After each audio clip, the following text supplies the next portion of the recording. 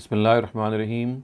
Assalamu alaikum, dear participants. Welcome to this session of a Meezan lecture series. So, in this series, we are studying Ustaz Javed Ghamidi's book Meezan, also found in English by the title Islam, a Comprehensive Introduction. This book actually is his understanding of the contents of Islam. We have been studying its various chapters, and currently we are studying one of the preambles to this book, which relates to the fundamental principles. And amongst these principles, of course, is the source of religion and how we understand these sources that emanate from that single source. We had posited that Ustaz Ghamidi says that the only source of religion is Prophet Muhammad, peace be upon him, and through him the content of religion has been given to us in the form of the Quran and the Sunnah. As far as Hadith is concerned, these are basically narratives or narrations that were compiled and transmitted initially by the Sahaba on their own initiative, and because of the fact that they relate the prophetic knowledge, so it is important to also critically evaluate them and to understand them. And they form a speculative source of knowledge, which means that they are not definitive the way the Quran and the Sunnah are. The Quran and the Sunnah have been transmitted through perpetuation, concurrent perpetuation, also called tawatur, which means that the content of these two sources is rendered absolutely infallible. So we have been studying the principles of understanding the Quran, and as far as these principles are concerned, we had finished the first three principles, which of course are being displayed now before you: appreciation of classical Arabic, eloquence of language, uniqueness of style. So we had finished off these three, and in fact we had also done a major portion of the fourth one, which relates to the final authority, which of course means that the Quran is the final authority. Now, there are certain questions that had arisen because of which it was said that perhaps the Quran's final authority, the status of the Quran's final authority is challenged, and we had seen some of those questions, like the intentionality of the text, like for example the issue of the muhkam and the mutashabih verses of the Quran, and also the variant readings. Finally, we have now come to the fourth important area of interest, which seemingly abrogates the Quran or maybe alters the Quran, and as a result it actually challenges the status of the final authority. So Ustaz Ghamidi has replied to this aspect, because he says that as far as Hadith literature is concerned, you will not find a single Hadith which is outside of the ambit of the Quran and the Sunnah, as far as that narration is concerned, if it is reported correctly.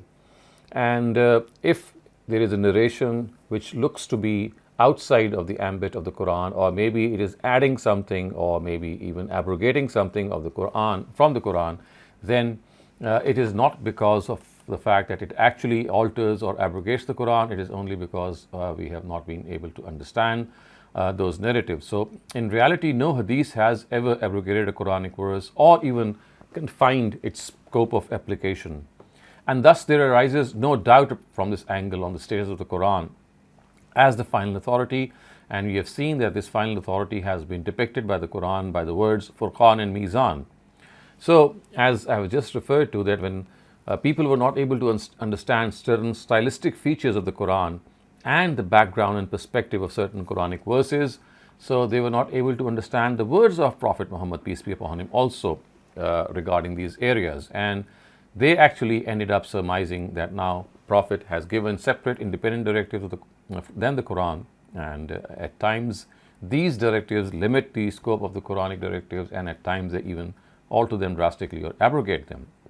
So Ustaz Ghamidi has basically chosen the six major ahadiths which seem to have challenged this status of the Quran as the final authority, because these six ahadiths, which we will study one by one, they seem to add or abrogate the Quran, and as such, therefore, if it is so, then there is no other alternative but to accept them. However, Ustaz Ghamidi says that if we deliberate on these ahadiths or what the Prophet has said, then you will understand that he has not gone beyond the words of the Quran in any instance, in any scope, in any way. It is just our understanding which at times has not been able to make us relate it or these ahadiths to the Quran. So in all circumstances, the ahadiths that we will be studying, as he has pointed out, they all are under they fall under the ambit of the Quran, and therefore they in no way change, alter, or abrogate it. Now, the first of these ahadith relates to the prophetic saying in which it is said that, of course, the Prophet, the Quran, of course, has prohibited certain edibles, and we will just study them. But the thing is that there are narratives of the Prophet which seemingly say a different thing, or at least they add to the edibles that have been prohibited by the Quran.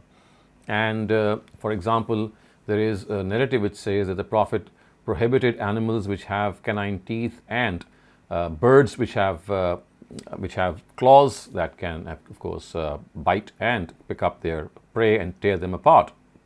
So this seems to be an addition, and then there are similar other narratives as well. So in this regard, Ustaz Ghamidi has tried to present his view regarding what is edible and what is not edible, and it is he'll be showing, and as we will be going through his text also and the way he has presented it, that whatever is presented by the Prophet regarding edibles, it is subsumed under this category of the Quran, or at times it is also an expression of human nature. So he says that the animals which God has created on this earth, some are meant to be eaten and others are not. So this is something that is absolutely a fact, that these latter type of animals have eaten, which are not meant to be eaten, for example, lions and tigers and vultures, they affect the tazkiyah or spiritual purification of a person. And therefore, an aversion to them, an abhorrence to them is found in his nature. And generally, human nature provides a person with ample guidance in this matter, and without any hesitation, he is able to decide the right and wrong course. He very well knows, I mean, all of us know that lions and tigers, elephants, eagles, crows, vultures, kites, snakes, scorpions, human flesh itself are not meant to be eaten. So human beings are well aware of the fact that horses and mules are basically means of transportation, and they have no role in satisfying one's hunger. The feces and urine of animals are impure things, and is known to all human beings that, of course, they should not be consumed. But yes, at times human nature becomes perverted, and a study of human behavior shows that a great majority of people does not generally falter in this matter. Generally, they are absolutely aware of it. It is for this reason that the Sharia has not given any original guidance on this matter. It does not enlist the number of things that are prohibited, because it has left this to our nature, and it stresses that everything appropriate for eating, which is in its own terminology called tayyibat, which means tayyib lit-ta'am, something which is appropriate and perfectly wholesome for eating, is something that human beings will always consume. And opposite to that is the word khabais, which means something which is not appropriate or wholesome for eating. And it has left this matter for human nature to decide. So the Sharia has provided guidance on animals and on things related to animals, in which it was difficult for human beings purely on the basis of their intellect and nature to decide the right course. So if you look at the four prohibited things, or the three prohibited things that we'll be just enumerating, you'll see that this is something which the Sharia has only provided because there could have been confusion regarding these three or four things. The rest of the things which it has not enumerated at all, it has left those things to human nature, because human nature is perfectly capable of deciding its own course. Now, the question is, for example, the Quran says that the swine or the pig is prohibited. Now, the fact is that, we could have had two reasons regarding the prohibition of swine, because of the fact that it is also carnivorous and it's also herbivorous. It consumes meat also, and it consumes vegetables. So if looked at it in one way, it is like a beast, and it is of the same genre as a lion or other things which actually consume meat by tearing apart their prey. And if you look at from another instance, you'll find it because it also consumes vegetation and grass. It is like goat, sheep, and cows and camels. But the thing is that the question would be that because generally the carnivores have been prohibited because they create savagery in a person. When you consume carnivorous animals, especially those that tear apart that prey, like lions and tigers and vultures, you see there is an effect of what you consume on your own nature. if you consume these things, then that savagery and that beastliness would also be transferred in us, and the resultant aggression and anger and the things that we find for people or nations who consume these things is very evident. So things which are carnivorous and those carnivorous animals which tear apart their prey, they have been prohibited because of the fact that they are a symbol of savagery and beastliness, and the Quran and the Prophet do not want that this be transferred into human beings. But the question with the pig was, or the swine was, that it could have gone both ways. And because of the fact that it is also, it is also something which could be regarded as a carnivore and a herbivore, so the verdict of the Sharia was needed. Similarly, what about blood, which are slaughtered in a way that all their blood is not drained out? Can they be eaten? I mean, some part of it might get stuck with the meat inside. So is the blood of such animals impure, as indeed are their feces and urine? That's another question that could have arisen. And if animals are slaughtered by taking the name of someone other than God, can they still be eaten? So these are some of the fundamental questions about which human beings could have been in confusion and could not have come with a definite and a decisive answer. So the Almighty guided mankind in this matter through His prophets and informed them that the flesh of the swine, blood, meat of dead animals, and animals which are slaughtered in the name of someone other than Allah are also impure and unclean, and people should therefore abstain from them. So in this regard, we have to understand that these four things have been primarily discussed by the Sharia, not because it is something that, it's like a list given to us. It's like about things that we could not have, we were already known about them, but because we could have faltered regarding their ultimate fate, whether we would have regarded them to be prohibited or not, because the rest of the things our nature can clearly decide. About these four things, our nature and intellect could have faltered. So the Quran at some places actually has used this expression, "Kulla ajidu fima uhiya ilayya," which means I do not find anything forbidden in what God has revealed to me. And of course, at some instances, it has used this Arabic expression, which is innama, and it means only and only. So if by use of these expressions, it has stated that only these are the four things which are prohibited by the Almighty. And now let us look at the Quran, how it actually states these prohibited items. It says, Ya ayyuhallazina amanu kulu min tayyibati ma razaqnakum washkuru lillahi in kuntum iyyahu ta'budun innama harrama alaykumul maytata wad dama wa lahmal khinzir wama uhilla bihi li ghayrillah. Believers, eat of the wholesome things which we have provided you, and be grateful to God alone if it is Him you worship. He has forbidden you only carrion, which is of course the pig, the swine, meat of the swine, blood, and the flesh of the swine. Carrion, of course, is maita, which means a dead animal. It's not swine, it's maita, means dead animal, blood, and the flesh of swine, and also any flesh that is slaughtered in the name of someone other than God. Someone other than God. And then another verse, this is from Surah Anam, verse 145, it says something similar. قُلْ لَا أَجِدُ فِي مَا أُوحِيَ إِلَيَّ مُحَرَّمًا عَلَى طَاعِمٍ يَطْعَمُهُ إِلَّا أَنْ يَكُونَ مَيْتَةً أَوْ دَمًا مَسْفُوحًا أَوْ لَحْمَ خِنْزِيرٍ فَإِنَّهُ رِجْسٌ أَوْ فِسْقًا أُحِلَّ لِغَيْرِ اللَّهِ بِهِ.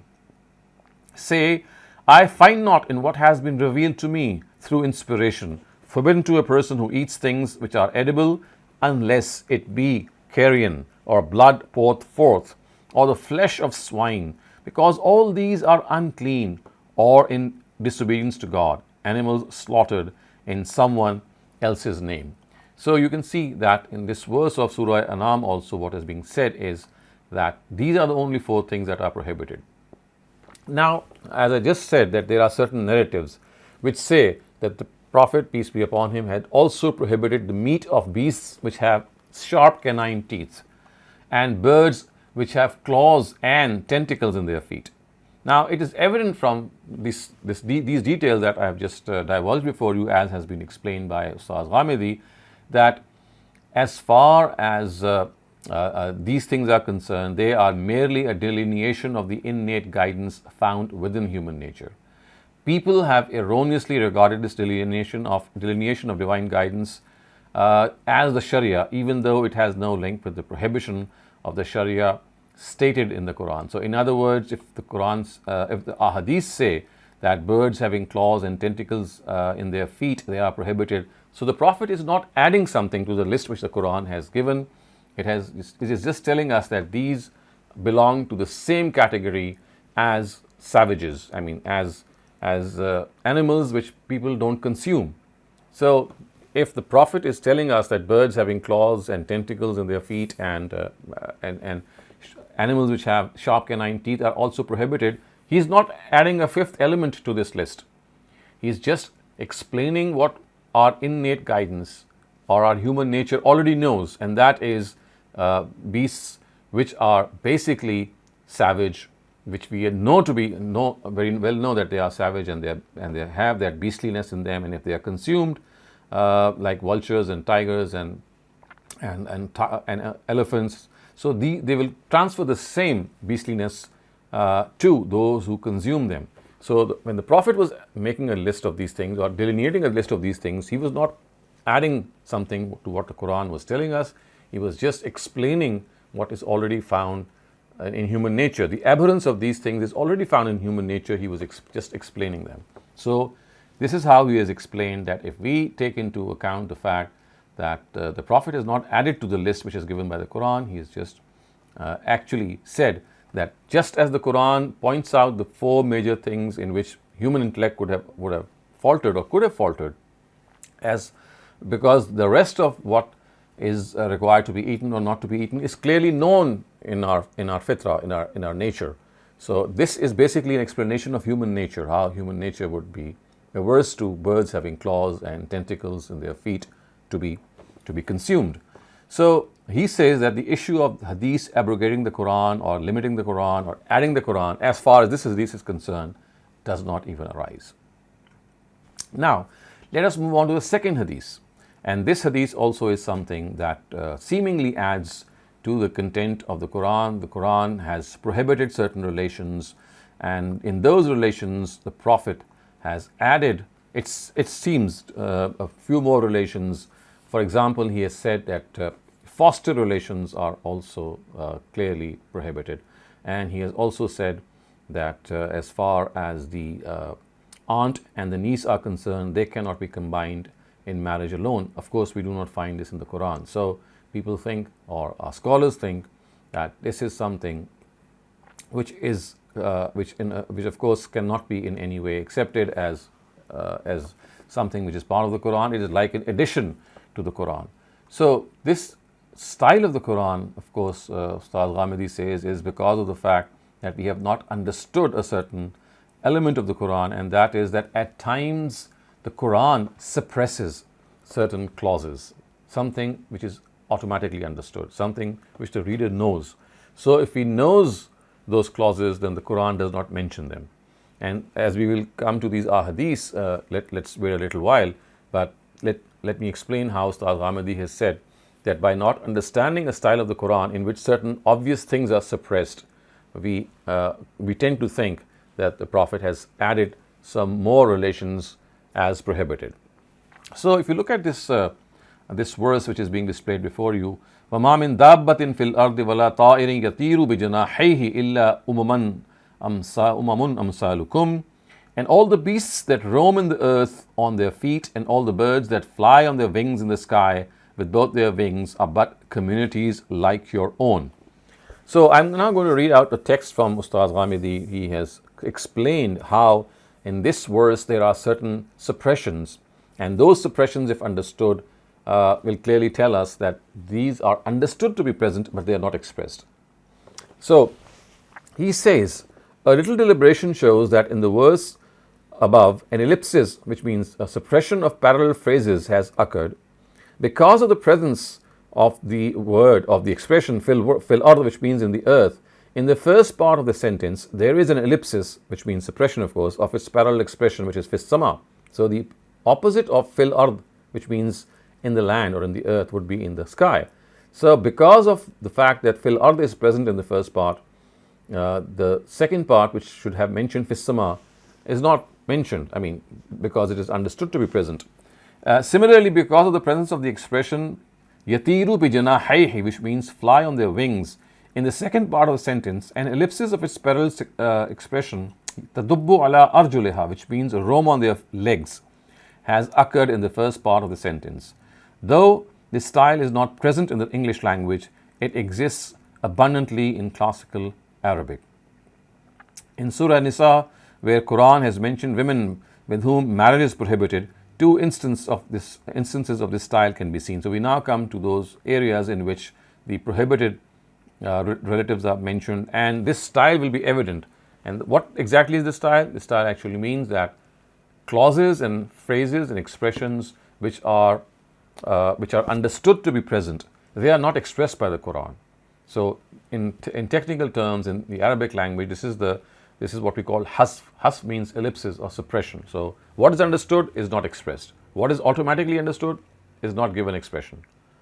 So if we are able to gauge this fact, and of course this is a slightly technical example, you may need to reflect it or maybe listen to this once again, but the point that he has made is that understood expressions which are part of the verse, especially in parallel clauses, they are suppressed, and the translation of course can be done with by expressing that. So now let us come to the Quranic verse in which he has applied this, or he thinks that this similar expression has been adopted. So it says, وَأُمَّهَاتُكُمُ اللَّاتِي أَرْضَعْنَكُمْ وَأَخَوَاتُكُم مِّنَ الرَّضَاعَةِ, and marry not your mothers who have suckled you and your sisters through fosterage. And then it says, وَأَن تَجْمَعُوا بَيْنَ الْأُخْتَيْنِ إِلَّا مَا قَدْ سَلَفَ, and also two sisters in wedlock at the same time, except for what has already happened. So what exactly does this example entail? What are these two expressions showing us? They are actually telling us that what the Prophet has said is something which is exactly what is understood to be present in the Quranic verse. So if we look at these two verses one by one, let us do that one by one, and we take a closer look. So together with foster mothers, if you look at the first expression, ummahatukum allati arda'nakum wa akhawatukum min ar-radha'. So if you look at this first verse, together with foster mothers, foster sisters are also regarded as relations prohibited for marriage. You see, it says akhawatukum min ar-radha', and then it stops here. It tells us that your mothers who have suckled you, your foster mothers, they are prohibited to be married, and also the sisters from this relationship, which means mothers who have suckled you, if they have a daughter, then they are also prohibited from marriage. Now, had the directive ended with foster mothers, nothing further could have been understood from it. Nothing. However, if the relationship of fosterage with the mother makes her daughter a foster sister, then it is but logical to regard other relations of the foster mother to be also included in this directive, isn't it? So if being suckled through the same mother can make someone a foster sister, then why can't the sister of the foster mother be regarded as the maternal aunt? So if the daughter is prohibited, similarly, her own sister, who would be the maternal aunt of the fostered child, and her husband as the father, the sister of her husband as the paternal aunt, her daughter's daughter and her son's daughter as nieces. So it would mean that all those relations which are prohibited in marriage are also prohibited in fosterage. So what is being said is akhawatukum min ar-radha'. Actually, this just one expression is said, is actually stated that your daughters from fosterage. But that one expression, daughters from fosterage, automatically includes other relations, like we just enumerated. The nieces of that, for example, the sister of the person or the woman who had suckled someone would be the maternal aunt.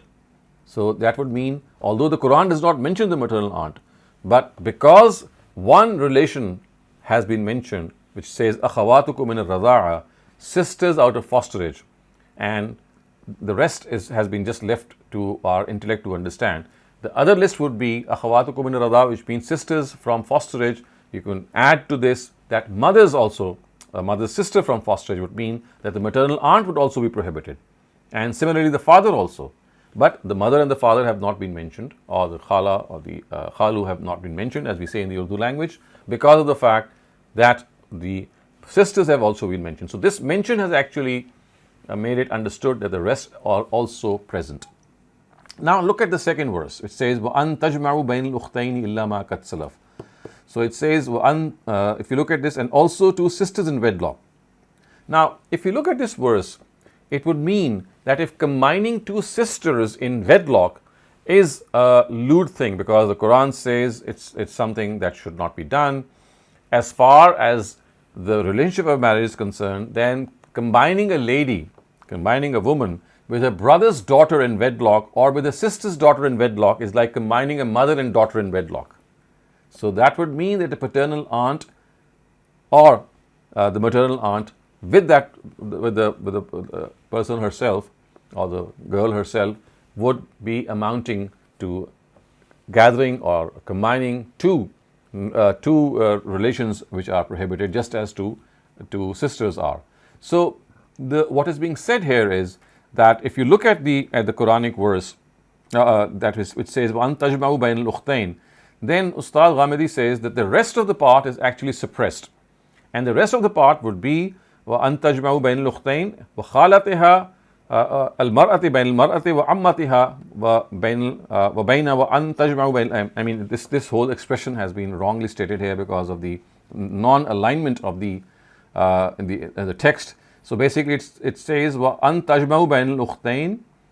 That is one thing, that you do not actually combine two sisters, and then وَالْمَرْأَةِ وَخَالَتِهَا, you do not combine a woman with her maternal aunt, وَأَمَّتِهَا, and also with her paternal aunt. So that is something which is already understood to be present. So because of the fact that these are understood there, so they were actually not mentioned.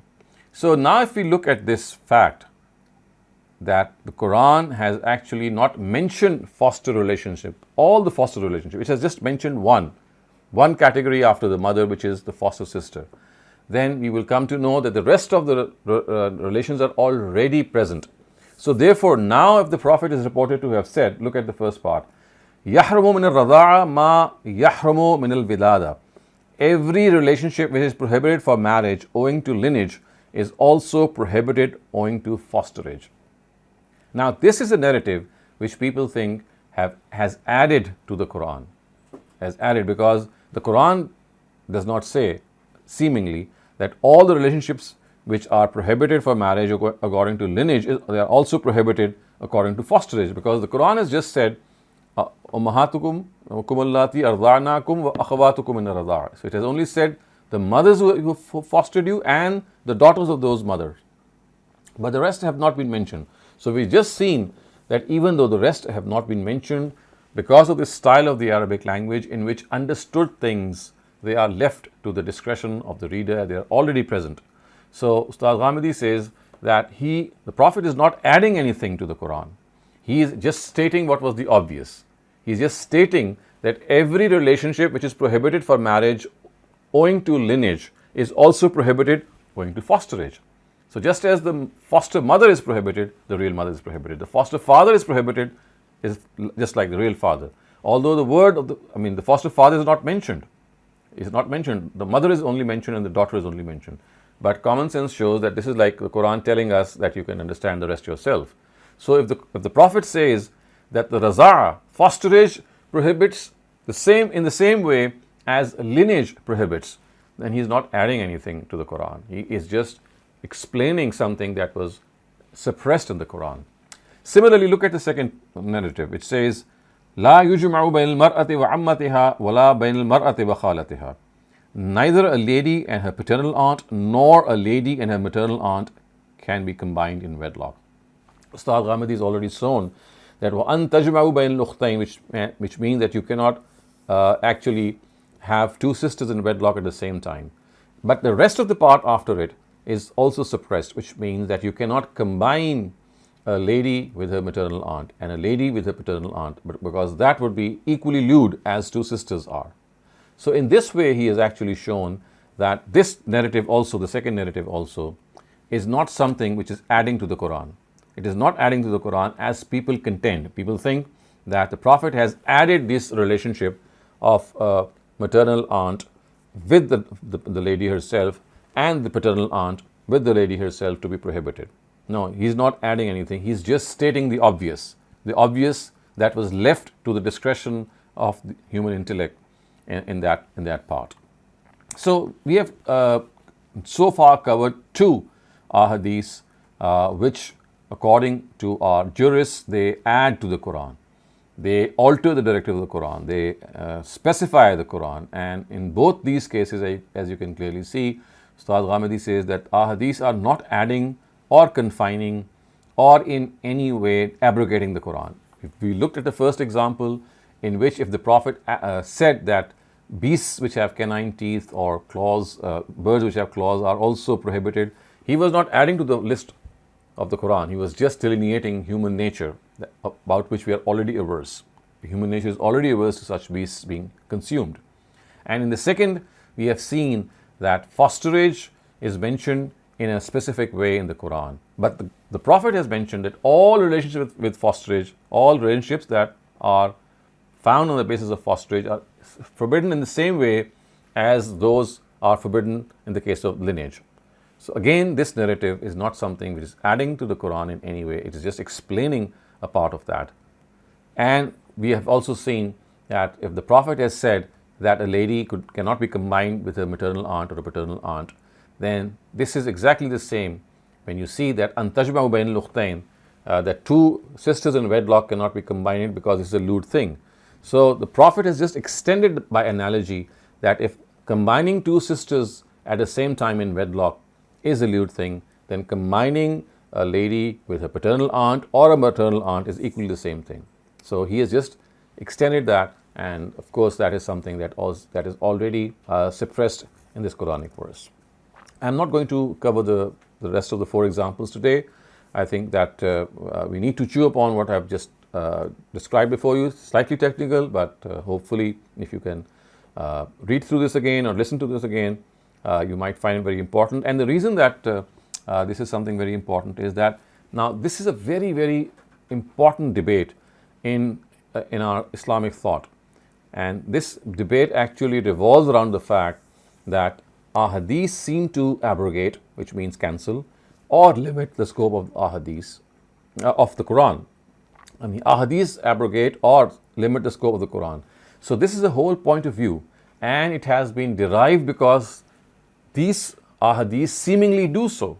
But Ustad Ghamidi has shown, and before him Ustad Hamiduddin Farahi, and his, of course, Ustad Ghamidi's teacher, Ustad Amin Nislai, all these three illustrious scholars have shown that it's just a lack of concentration or maybe understanding of these narratives that we have come to the conclusion that ahadith is adding something to the Quran. It's not the case that ahadith are adding anything to the Quran. They are either explaining something which is already found in the Quran, or explaining, as the case we've just seen here in the first example, some purport of human nature. So because of the fact that this is a very important discussion, and if we are able to understand this, we will be able to also gauge the fact that ahadith have never ever abrogated the Quran. And whenever people have thought, in fact, that they have abrogated the Quran, it is only and only because they have not reflected properly enough or sufficiently, and they place these ahadith directives to be independent of the Quran. So inshallah, we'll cover the rest of the four examples in our future sessions. And if you now have any questions regarding what we have just covered, please raise them. Thank you very much, Dr. Saleem. Our first question asks, can we differ in interpreting the verse based on our intellect upon which the companions have agreed unanimously? And we have clear evidence for it too. First of all, there is not a single example in which we can say that the companions have agreed on its interpretation. There is not a single example, and it is also humanly impossible that there could have been such an example. What the companions actually agree upon is the verse itself, the text of the Quran. So all the companions agree that yes, this is the text of the Quran and this has been received by the Prophet and we are going to transfer it. As far as the interpretation of that text is concerned, that is based on human intellect, and we don't have all the Prophet's intellect itself, or even of his Sahaba, saying that, well, this is a verse that on which all of us have the same interpretation and therefore it has to be accepted. There's not a single example. It's just a hypothetical thing that people have come up with. So, in effect, what is to be done is that you understand or interpret the Quranic verse according to, of course, how the principles of interpretation tell you. And if you find a difference of interpretation between two scholars, all that you need to do is weigh the opinions and arguments of both these interpretations and see which you seem to be more in conformity with, you find to be more in conformity with your intellect, and then you can just give that preference, and this process should go on. So remember, interpretation of the text has been left to human beings. The Prophet did so, but it's not that he interpreted the whole of the Quran. Very few ahadiths are narrated from him that actually explain some part of the Quran. Similarly, you'll not find the Sahaba doing that in abundance. The whole of the Quran, we don't find any complete explanation. Yes, from the Tabi'un, which means the students of the Sahaba, we do find a number of statements, but then they too also cannot be reliably traced back to the Prophet himself. So all in all, we have to understand the text of the Quran from its context and from its language, and if there is a difference of opinion, then that difference of opinion has to be resolved through arguments and reasoning. Thank you very much, Dr. Saleem. The next question asks, since we're discussing the relationships that are prohibited for marriage, somebody has heard from the Hanafi scholars that if one touches any woman with bad intentions, that particular woman becomes haram forever. Since that person is going to be meeting with their paternal aunt, they're worried about shaking hands with them. It's not a question at all. It's absolutely baseless, and I don't find anywhere the Hanafis saying so. I think it's a wrong ascription to the Hanafi scholars themselves. It's not the right, they never said it to the best of my knowledge, and they could not have said this thing because it goes against the Quran. They're saying that fear reinforces what they're ignoring to not feel because they're going to marry their cousin. You see, the thing is that if you are driven by fear and if you're driven by doubts and fears, then of course all these things, they creep in. You must not be driven by fear. You have to be driven by arguments, proof, and reasoning. If you allow yourself to be overcome with fear, then this is a never-ending process. It's just going to take you into so many different labyrinths of I would say deviance that you would continue to stumble all the way. The thing is that you must not let fear creep into the understanding of the Quran. And also remember this, that if you interpret something out of your sincerity, you believe in something to be true, God is not going to punish you unless you do something wrong deliberately. Thank you very much, Dr. Saleem. The next question asks, if hadith about marital relations with fosterage did not reach us, then how can we know that the prohibition only with the help of Quran? How are we knowing that principle of hazaf is being applied here? All scholars of the Muslim Ummah, they know that this principle exists in the Quran, and if either of the scholars would have interpreted this, he would have presented his or her opinion, and the rest would have either differed with him or not. So the only thing is that here we have the knowledge of the Prophet being given to us, and that knowledge is not something which the Prophet has given, in a sense that it is something that we don't know. It is the statement of the obvious. So had the Prophet not stated the obvious, it could very well have been that some other scholar of the Ummah might have stated this, because it's a very obvious thing. But because the Prophet took lead in stating something which was very obvious, so of course this is like relying on what he has said, and also studying what he has said in conformity that it is so close to the Quran that whatever he has said is something that is the absolute truth. So the simple answer is that in the absence of prophetic knowledge, because you see, this is a ishtihad of the Prophet, or the understanding of the Prophet. In the absence of that, any other scholar, had he been given this chance or he had deliberated on these verses, could have come up. I'm not saying should have or would have. Essentially, he might have come up with the same interpretation, and that is all. So if the Prophet has given us something and we can reliably trace it back, it's like a bonus for us.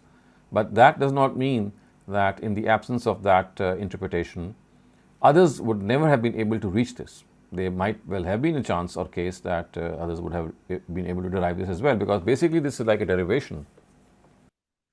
Thank you very much, Dr. Saleem. A follow-up on the first question that we had, they're saying that this whole thing is called Hurmatul Musaharat, and that is that the daughter and mother of that woman become haram to marry if one touches with bad intentions, and that applies to any women. So now, as soon as they meet their own mahram auntie, they feel those bad intentions because of fear. I just replied to that. I mean, if you let fear dominate you in understanding religion, then that's what's going to happen. You'll become superstitious, you'll become jittery, you'll always become, instead of understanding things through your intellect, you'll leave them to your emotions, and fear is the biggest emotion. So you have to give up that approach of understanding religion. The fear has only come upon you because you have not understood the purport of the Quran. Someone has told you something and you have just blindly trusted that person. For heaven's sake, see whether that whatever he has said or she has said, wherever you derived it, whether it is in conformity with the Quran. I mean, touching someone, does that go to this extent? I mean, does the Quran ever say that? Or, I mean, can you even think about what has been said, that you touch someone and that touch is going to create this whole prohibition? So I think that as I said, we have to go back to the basics and see that in such a case, you have to trust the Quran and not trust your emotions or your fear. Assalamualaikum. I'm Aisha. I'm Aisha from Islamabad. I have a question. Right, go on, please. Okay, my question is, this law you just explained that a man cannot have two sisters in marriage. So Yes. maybe my question is not relevant to the discussion, but I just want to know, is this law also like a part of law of all the Muslim countries? Like in Pakistan, no one can marry two sisters at the same time? And Yes, this is part of everywhere. This is a unanimously held law. And it's not that, I mean, we are saying this. The Quran has explicitly said, وَأَن تَجْمَعُ بَيْنَ الْأُخْتَيْنِ, which means that two sisters married at the same time are not allowed, because this amounts to be lewdness and a lustful attitude. Because it's against modesty, it exposes the two women in a way which is inappropriate. So, of course, if one of the sisters dies, then this is not the case. I mean, you can marry the sister, but it's not that. The only thing is that you cannot marry two sisters at the same time. Okay, thank you. Thank you very much. Ammar Rasul, please go ahead. Assalamualaikum, Dr. Sahab. Wa alaikum salam. Dr. Sahab, my question was regarding this verse that came up in a previous session. I think it was the last session where this verse was narrated, which said that if people are persecuted in a land, then the angels will take their life away, and the angels will ask them, why did you not travel from this land or do hijrat? And then these people will have no answer and they will be sent to hell. So Dr. Saab, the question that arose in my mind was about the Ahmadis living in Pakistan. Obviously, they are religiously persecuted, and they obviously believe that they are Muslims, and in religion or Islam or God has given us no grounds to doubt their sincerity. And so clearly they are religiously persecuted, but many of them do not leave for one reason or another. Yet they are not allowed to have azan or even sometimes follow the Eid rituals. So will they come under this law where Prophet... I mean, you see, always remember that the application of a verse is something that is a specific thing, and the circumstances of that specific nature is they are mostly between God and the person or the people themselves. So we don't know the excuse that they have. It's not possible for every single Ahmadi brother or sister to migrate from one place to another, and at the same time, I mean, it's something which is practically possible. So whether it's practically possible or not is a question that they have to contemplate. and we just cannot give a verdict from outside. They know this verse of the Quran, and they should know that if they are being persecuted in the name of religion, then if that persecution is not making them follow religion the way it should be followed in the optimum way, then is it the fact that they have an alternative place to go? So remember, when the Quran was being revealed, the matters were very simple. A person could migrate from that place and go to a different part. There was no visa, there was no passport, of course, there were no traveling restrictions, and people could just go from one place to another and live in peace. Today, this there's a lot of complication and complexity. So, given this complication and complexity, and given the fact that they should try their best to observe the basic precepts of religion, it's a question that they need to tackle with themselves. Also, one important thing might be that many of them might be thinking that they are being able to practice religion, without being persecuted. For example, you see, congregational prayer, of course, it could be one thing that they are not able to do so. But remember, the congregational prayer in itself is not an obligation. It's like it's like something that you do beyond an obligation. So the thing is that, are they not allowed to pray? I don't think that's the case. Are they not allowed to, for example, fast? Again, that's not the case. So you see, you have to look at the directives also. That maybe in all probability, the directives which are absolutely mandatory for them, aren't they still being able to observe them? So that's also a question that we need to understand, and maybe they have this before them as well. So the reason why I asked this question in the first place, like obviously I do not want to get into whether they are religiously persecuted in Pakistan or not. My opinion on the matter might be different to yours, but my question is that the overall law or the directive in this matter just seems very counterintuitive and harsh, like in the sense that people are being persecuted, and obviously immigration or moving away from the land that your motherland, where you have roots, is not a simple matter. But whoever does not do so is going to be sent to hell. I'm just saying that this law, for some reason, if you could Yes. shine some light on the insight on why there is such a law to begin with in the first place. You see, we have to understand why the Almighty has placed this. We cannot in any way alter or have our own say in this interpretation. It is the Quran which has told us that if you are being persecuted, and that persecution is not making you practice religion, which is of course an obligation.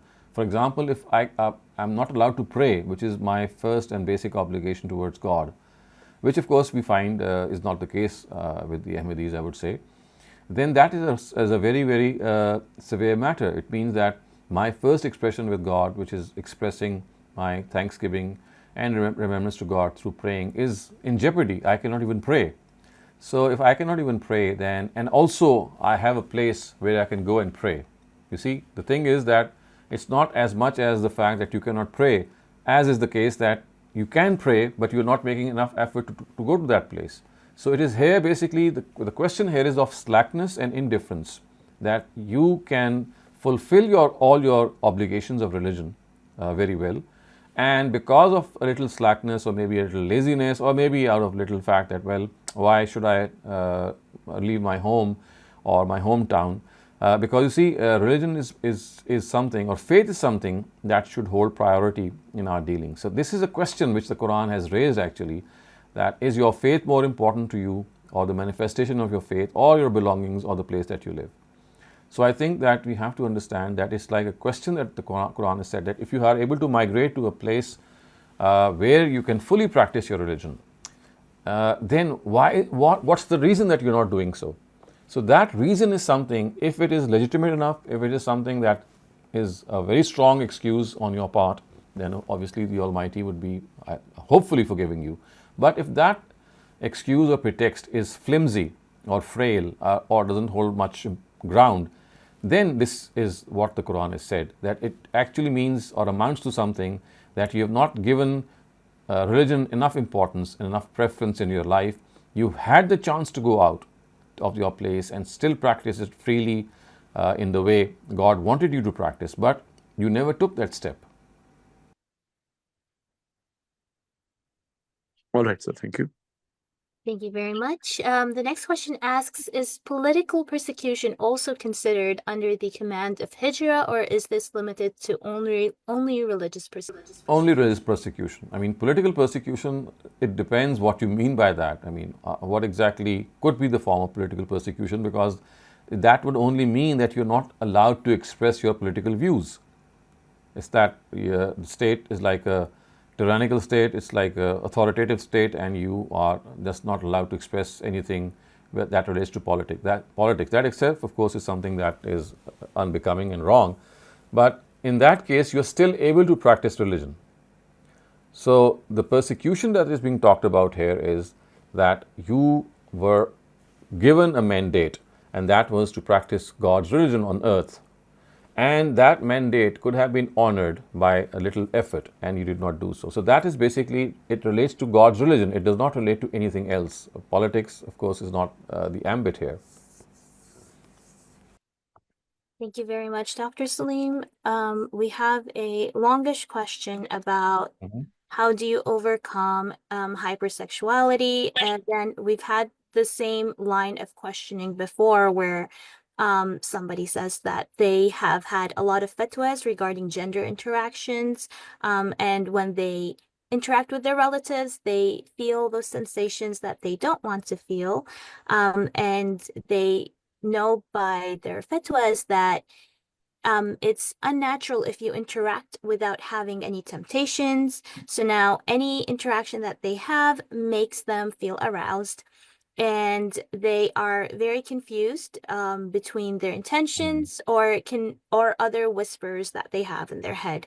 Like even a normal polite conversation leads to their arousal. So And the thing is, yes, go ahead. Go ahead.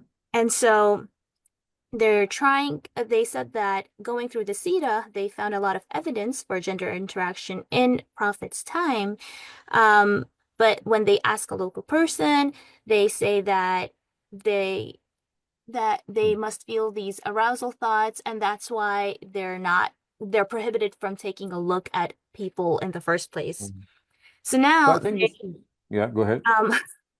last bit, so they're wondering if they're doing something against human nature, if they think they're having a healthy interaction with people of the opposite gender.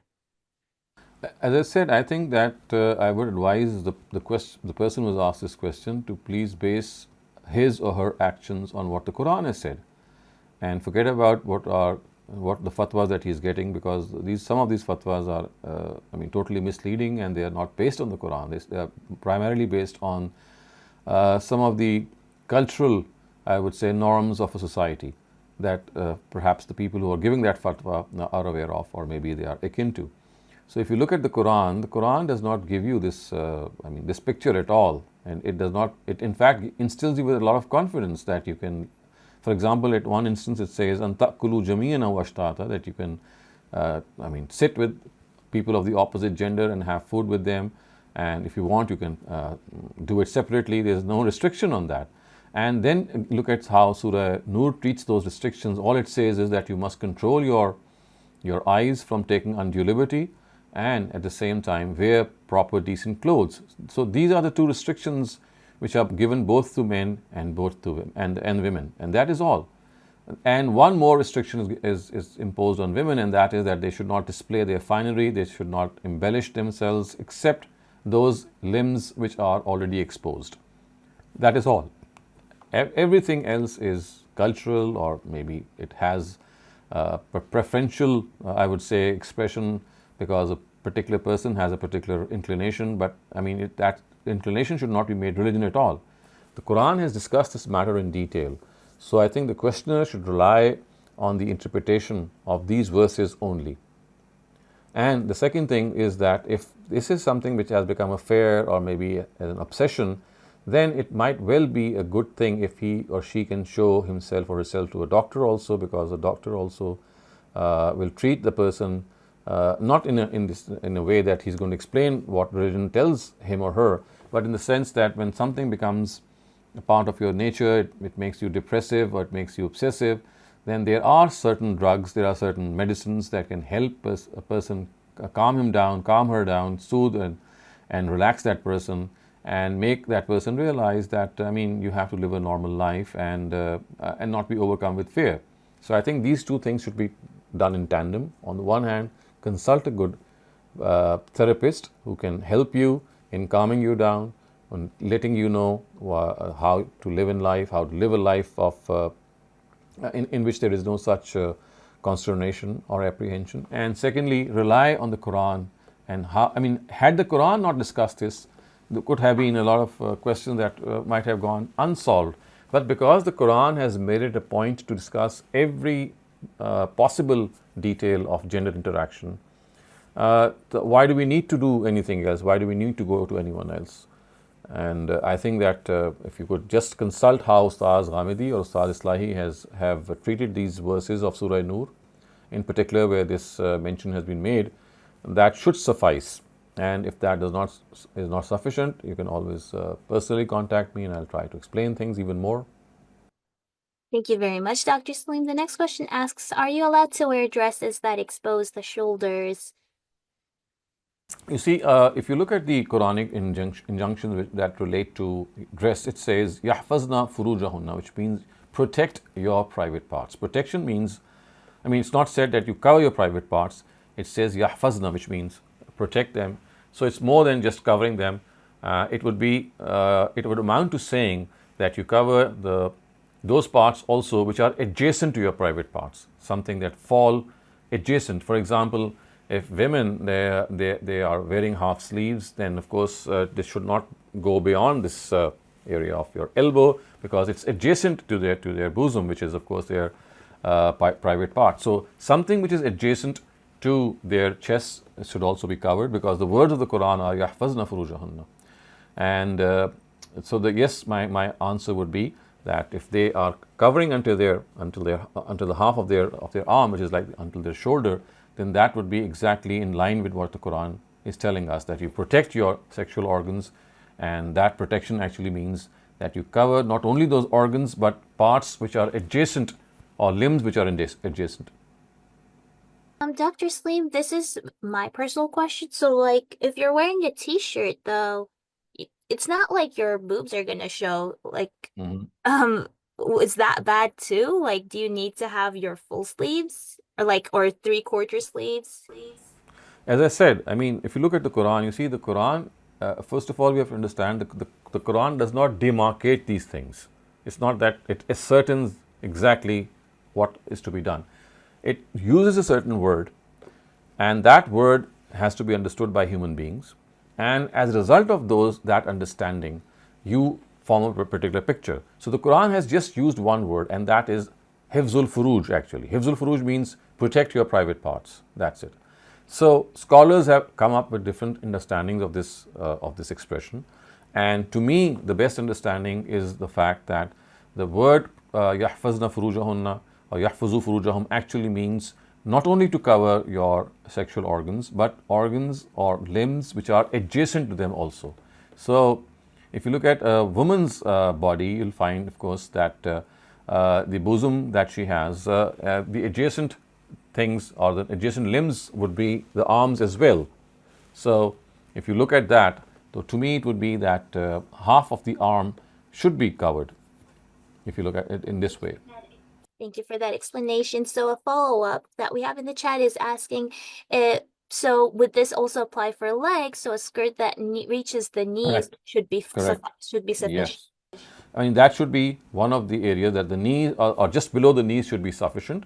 And so this is as far as the obligation is concerned. So remember, there is a part which is an obligatory part or a mandatory part, and anything which is over and above them. For example, if a woman does not stop here, she also covers her forearms, then it could be that she is going she's being even more modest than is required. So it's like something that she's doing becoming more sensitive towards modesty. Similarly, if she covers below her ankles, below her knees, to be more precise, then until the knees is something that is an obligation. But anything which is below the knees would be doing something which is in line with modesty. And the more you do it, of course, the more modest you would become. Because you see, the Quran, the way it presents dressing and attire, is in which it says that only limbs which should be exposed should remain exposed, and when it says that you are allowed to expose them, particularly if you are wearing any finery, any embellishment on them, then you don't need to cover them. So this gives us a line that except for those limbs that are automatically exposed, and which of course include your face, your hands and your feet, anything which is worn on them as embellishment, you need not cover. However, any other embellishment which is found on other limbs except that these three limbs has to be covered.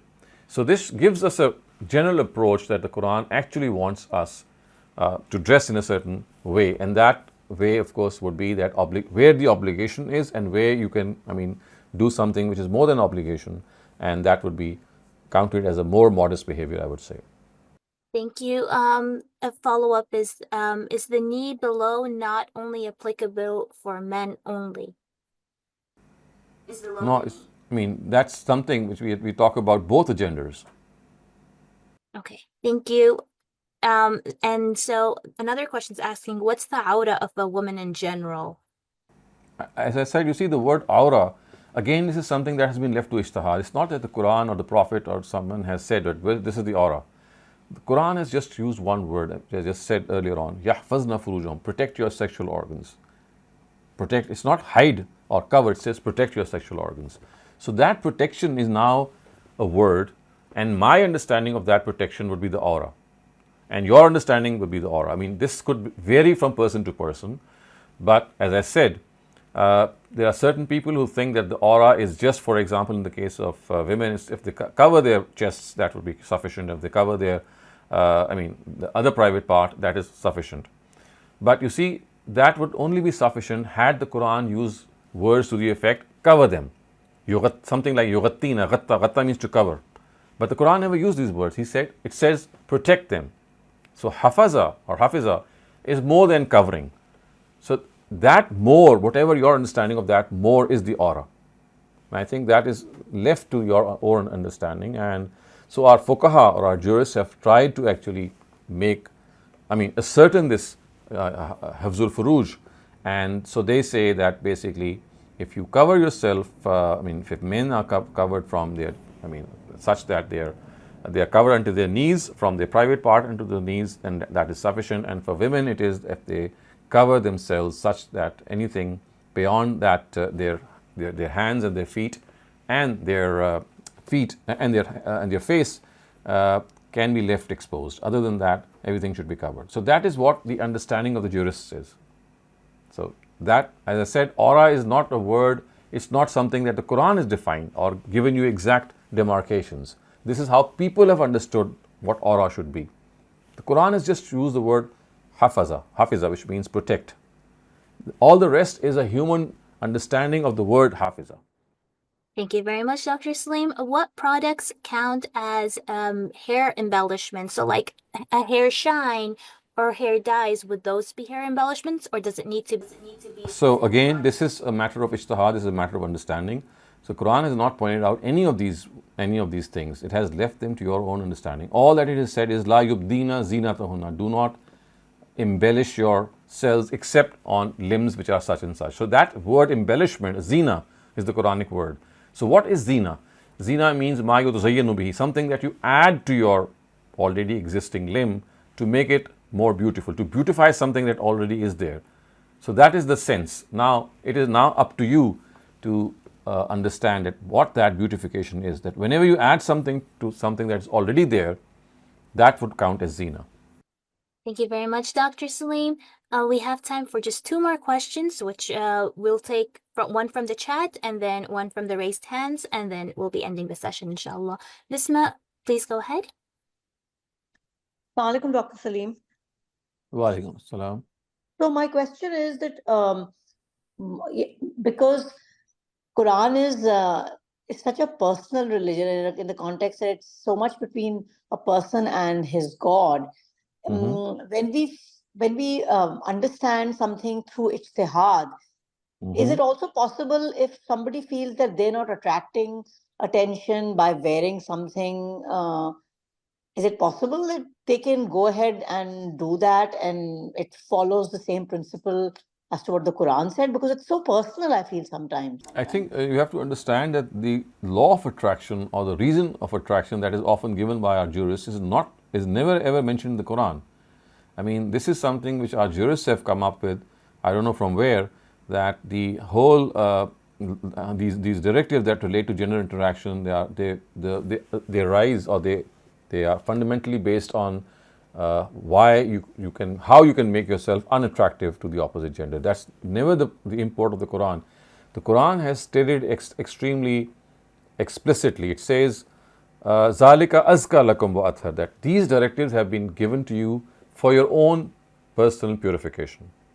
It's not the attraction of the opposite gender. That is already taken care of, because the Quran says that for that attraction you have to restrain your gaze. If you feel that attraction, then restrain your gaze. It's that women are not told, or men are not told to do certain things simply because the other gender is going to get attracted. It's because it is something that is more akin, close to their own self-purification, that these directives have been given. So I think this is a fundamental shift, and if you don't realize this, then you'll end up always thinking, what am I going to do that's going to make me unattractive for the opposite gender? That's not mentioned in the Quran anywhere. Right. Okay, that is so wise. Thank you so much, Dr. Saleem. Thank you. Thank you. Our last question asks, is psychological manipulation done via members of masjid allowed if done with good intentions of maintaining the status quo of Muslim beliefs? For example, the aqidah of ijma' is solidified by the tactic of propaganda, which is saying many lies so many times that it becomes the truth, which is a type of psychological manipulation of public opinion. Does that make it okay? I mean, manipulation of any sort does not make anything okay. I mean, if you manipulate people's minds, if you manipulate their emotions, I mean, I can only answer in principle, that's not the right attitude. You need to educate people. You need to create awareness in them. The right way would be to make them aware, to make them mature, to make them understand, and to reason out things.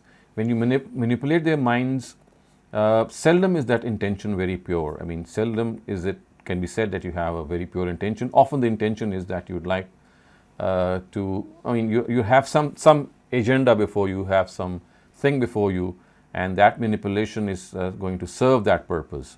So I think if that intention is there, then no amount of manipulation would be correct. It should be always with the case that we try to educate people, we try to create awareness in them, we try to make them individuals who can take decisions, and if they make mistakes, then they can retake them, take another decision, come to another opinion, and this is how their intellect grows. So everything that causes your intellect to nourish and grow is non-manipulative, I would say, and that is the right approach. Thank you very much, Dr. Saleem, for another wonderful session, and thanks to all the participants for coming through and asking your questions and participating. Inshallah, we'll see you tomorrow in another session of textual study of the Quran, and until then, Assalamu alaikum wa rahmatullahi wa barakatuh. Wa alaikum assalam.